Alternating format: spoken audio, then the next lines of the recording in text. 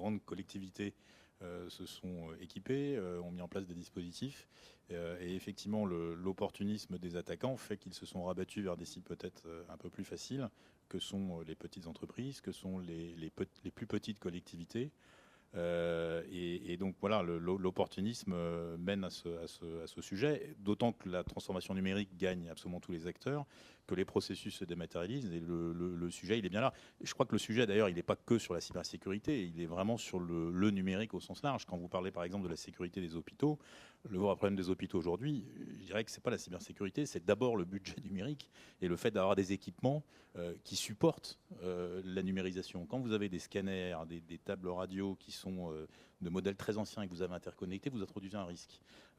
Vous pouvez toujours rajouter une rustine, patcher quelque part un peu le problème, mais le vrai sujet, il ne sera pas là. Le vrai sujet, il sera demain d'avoir des équipements, et c'est la même chose dans le domaine de l'OT pour les industriels, c'est d'avoir des équipements qui sont numériquement conçus pour intégrer de la cybersécurité. Donc on est dans cette phase de transition où la cybersécurité est encore trop une rustine qu'on apporte à des équipements numériques un peu obsolètes. Il y a une dette numérique quelque part, notamment pour les territoires, pour les entreprises. Et cette dette, finalement, voilà, on la résout dans le temps.